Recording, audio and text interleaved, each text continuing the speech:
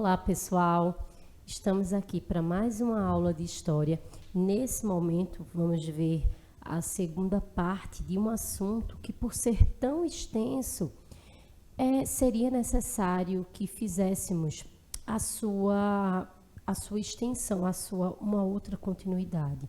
Então, por isso, eu vou convidar vocês agora para vir aqui nesses minutos, meio que pontualmente, conhecer um pouco sobre aspectos culturais, sociais, políticos, econômicos da sociedade brasileira nesse período de 1849 até 1889, quando se dá o fim desse segundo reinado através lá do exílio da família real e, consequentemente, a proclamação da República em 15 de novembro de 1889.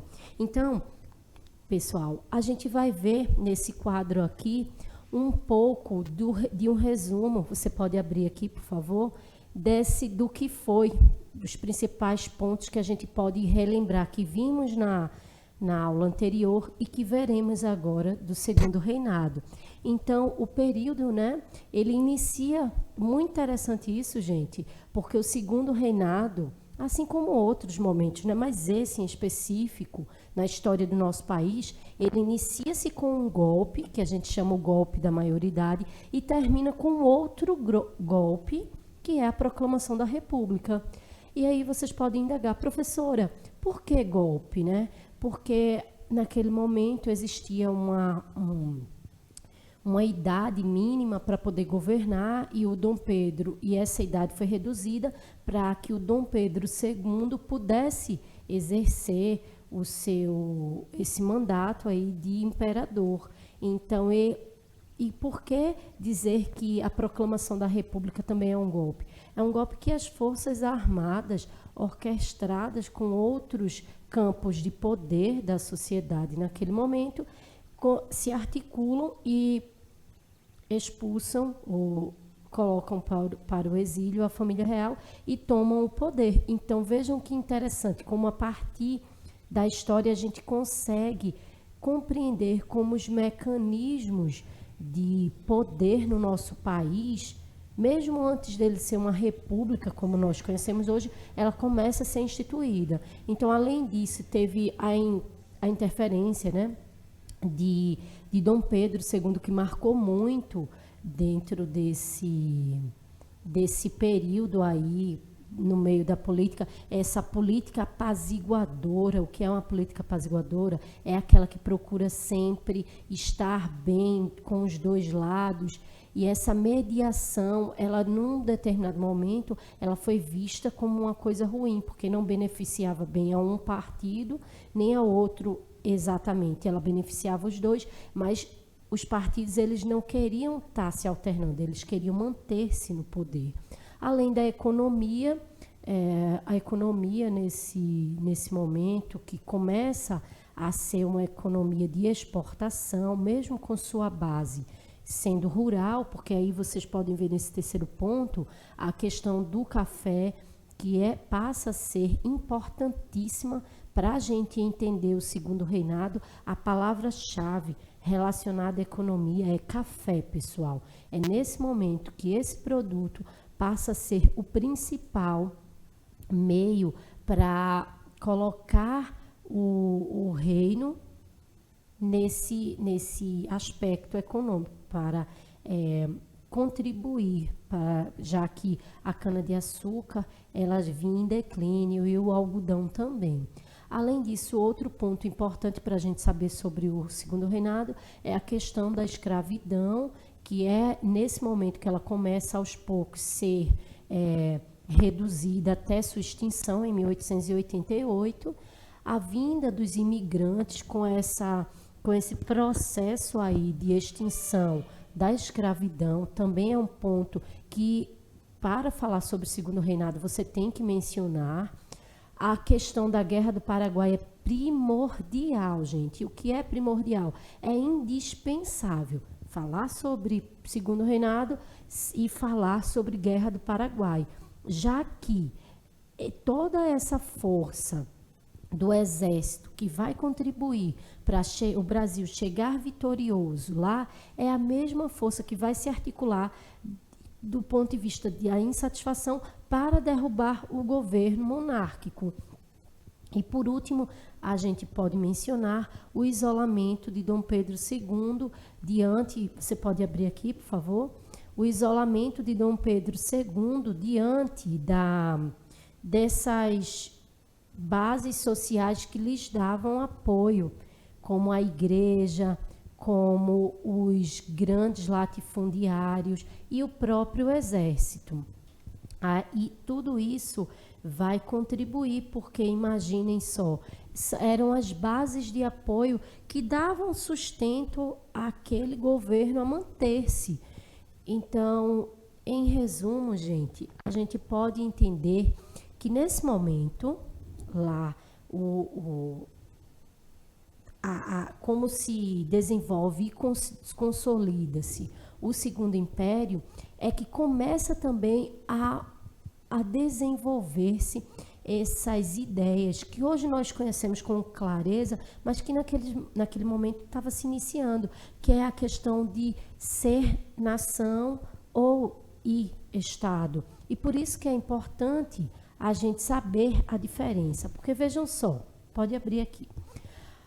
Na história do nosso país, nós passamos por diversos momentos, tanto que nós, historiadores, nós dividimos esses períodos através de datas, através de nomenclaturas, como vocês podem ver. A imagem está um pouco distorcida, mas ela está mostrando o período pré-colonial, que vai de 1500 até 1500, que vai de anterior a 1500 e até a chegada dos portugueses, o período colonial, que vai da chegada dos portugueses até a chegada da família real aqui no século XVIII, né, no finalzinho do século XVIII e começo do século XIX, na verdade, e o período imperial e republicano, que é esse que nós estamos vivendo. Então, nem sempre, pessoal, a gente teve noção clara do que era nação e do que era Estado. Por quê? Porque no período colonial não existia uma nação. Nós éramos um protetorado, nós fazíamos parte do reino português. Até o período imperial, até antes do primeiro império, nós fazíamos parte da coroa portuguesa. Então, do ponto de vista jurídico, das leis, pessoal, dessa perspectiva, nós não éramos nem nação e nem Estado. Nós fazíamos parte do Estado português e tínhamos um sentimento de nação portuguesa. Então, a partir dessa chegada da família real, que a gente já trabalhou em outras aulas, você pode abrir aqui, esse sentimento de nação é que ele começa, que é algo que, a partir ali das ideias iluministas na França, começam a ser difundida, é que passa a aparecer. Nação, pessoal, é um sentimento que, a partir do século XVIII, XIX, sobretudo com a chegada da família real ali, que os colonos, ou seja, quem vivia aqui na Terra, começaram a dizer, não, nós fazemos parte desse território, nós temos um sentimento de cuidado por ele. Então, para a gente definir o que é nação e o que é Estado, a gente tem que saber que a diferença é que nação está relacionada a um sentimento que é despertado pelas relações que a gente vai ter em comum com um determinado povo, e Estado é aquilo que é criado do ponto de vista jurídico e legal. Com relação ao Estado brasileiro, ele começa a ser desenhado desde a chegada da família, desde a chegada dos primeiros portugueses no século XVI, mas se institucionaliza, ou seja, passa a existir legalmente lá com a proclamação da República com Dom Pedro I. Agora, do ponto de vista republicano, só em 1889 com a tomada do poder pelos militares. Então, o segundo reinado, pessoal, a imagem aí vocês podem observar do Dom Pedro II, ele pode deixar aberto, viu? Ele é um momento importantíssimo para o Brasil ir se consolidando enquanto nação.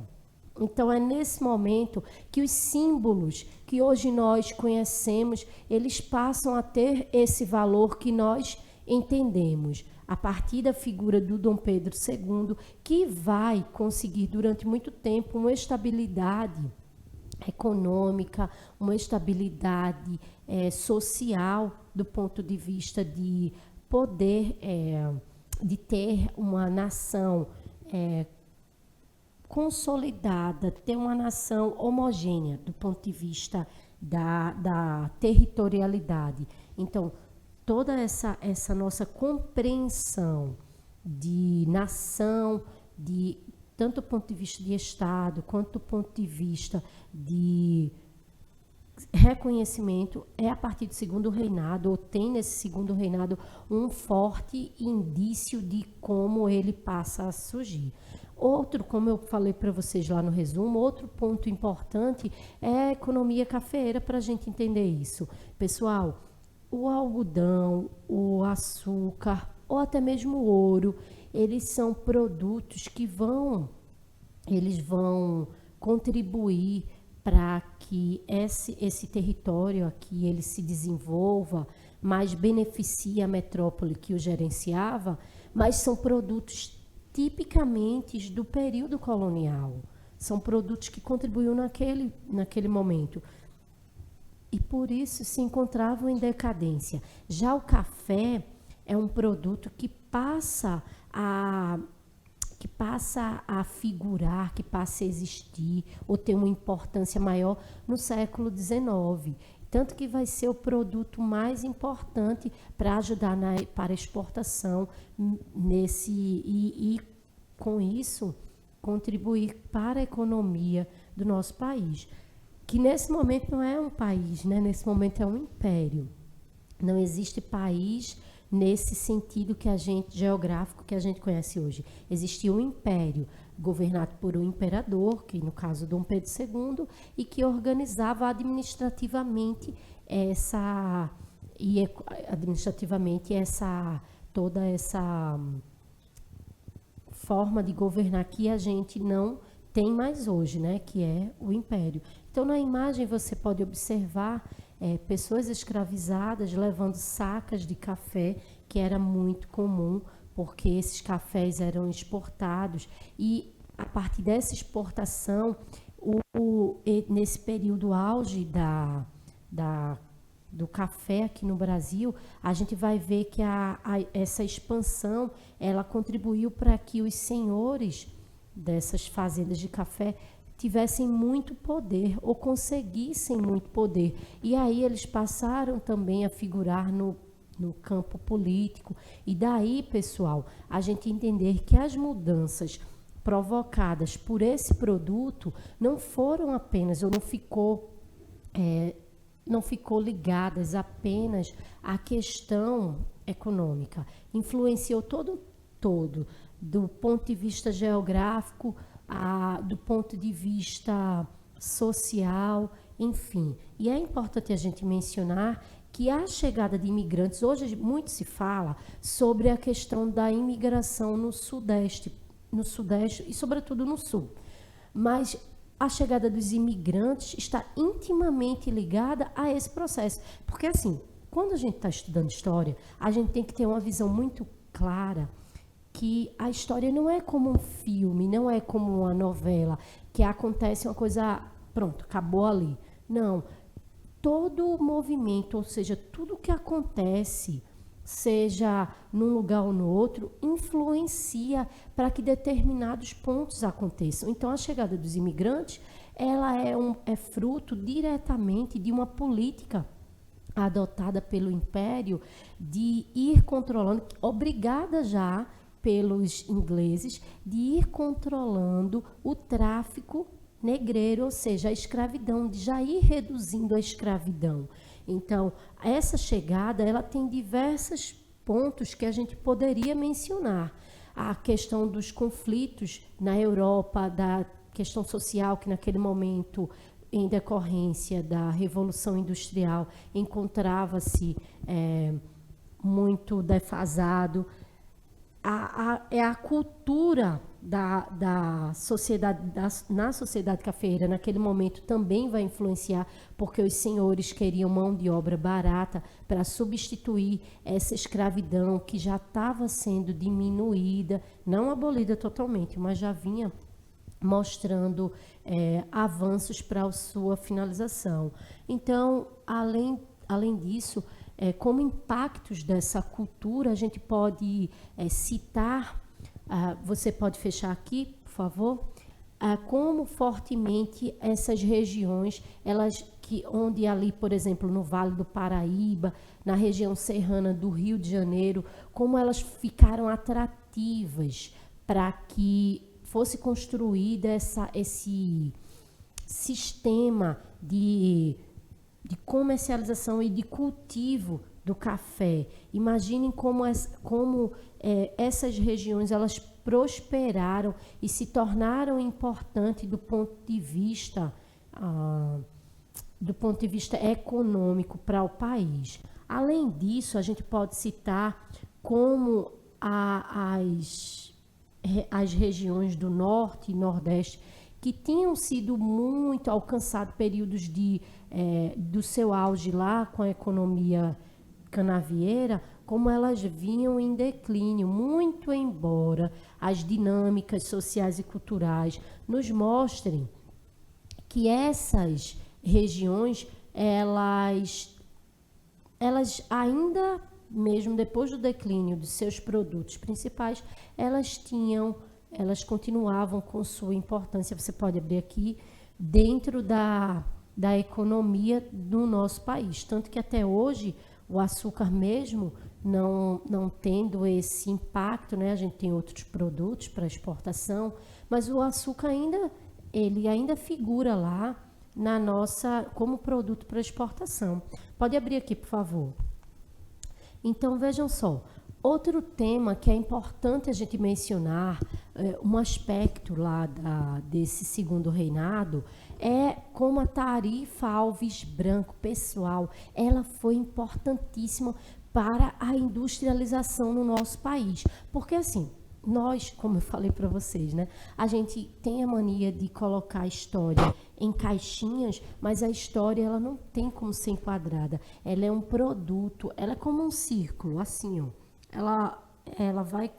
Acontece um movimento e ele vai influenciar muito tempo depois, ou ele vai ser influenciado por outro e assim sucessivamente. A Tarifa Alves Branco, que é do período do século XIX, ela vai contribuir para que aqui esses embriões, ou seja, haja o surgimento de células, de fábricas que vão contribuir para a industrialização, que vai ter força total na primeira metade do século XX. Então, para que aquele movimento de industrialização do século XX, na primeira metade mais ou menos, ele tivesse essa expressão que teve, foi necessário que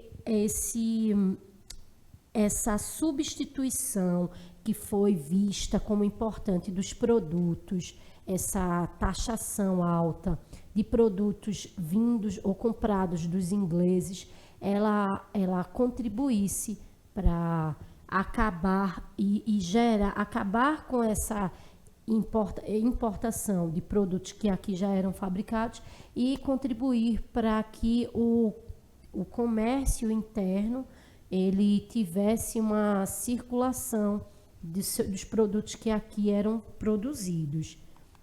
Além disso, a gente pode citar, pessoal, como importante para entender de que modo se deu o fim desse Segundo Império, e que talvez a gente tenha abordado de forma muito superficial na outra aula, é que esse olhar da família real, ou do próprio Dom Pedro II, e a gerência dele com relação ao deslocamento dos grupos que o apoiavam de junto do seu meio de influência, era foi importante para contribuir com essa crise aguda que consequentemente, lá veio com a finalização. Nesse ponto, eu queria mencionar a Guerra do Paraguai, por exemplo. Não tem como a gente não falar que a Guerra do Paraguai, ela foi uma consequência de uma política intervencionista do Estado e que, ao invés de causar a sua valorização, causou um desgaste, porque contribuiu para um endividamento do Estado, contribuiu para muitas mortes e para uma visão sobre o Estado brasileiro que construía uma nova perspectiva, por exemplo, de gerir a questão da escravidão.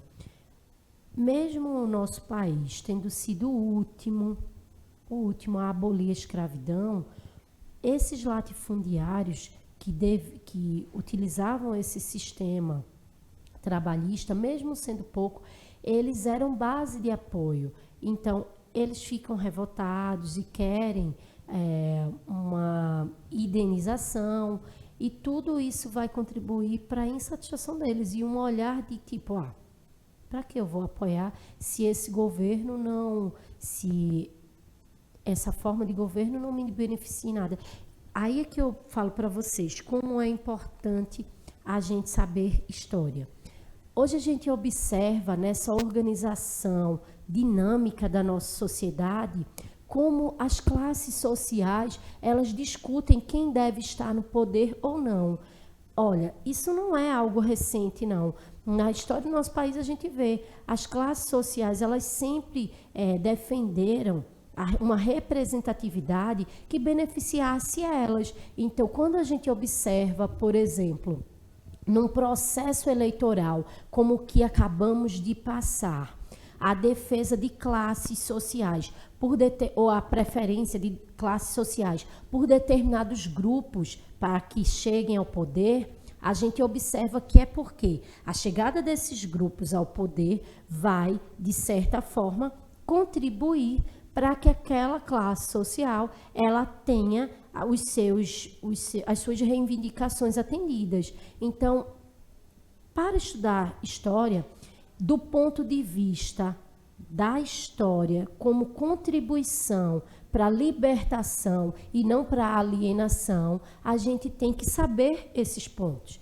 A gente tem que saber que todo esse processo histórico que se desencadeia desde a chegada do primeiro português aqui em 1500 até os dias de hoje, eles estão entrelaçados. Que não é um conto de fadas, essa história que a gente vê na escola. Ela é necessária porque nos mostra quem somos, nos mostra de onde viemos e nos mostra a importância de reconhecermos a que grupo nós pertencemos. Porque consciência de classe é necessário para que a gente saiba a partir de que as nossas reivindicações elas devem estar fundamentadas. Então, negros, pobres, mulheres, indígenas, todos esses grupos que foram tangencialmente, ou seja, durante muito tempo marginalizados, hoje, a partir de um processo evolutivo muito longo, lento e gradual, conseguem ter representatividades do ponto de vista legislativo, do ponto de vista judicial. Por quê? Porque ao longo do tempo foi observado na história que era necessário, enquanto grupo social, ser representado ou ter uma representação. Então, nessa aula de hoje, pessoal, a gente viu a importância de conhecer os pormenores desse segundo reinado para saber por que esse segundo reinado foi tão importante para a construção desse sentimento de nação que nós temos hoje e, sobretudo, para a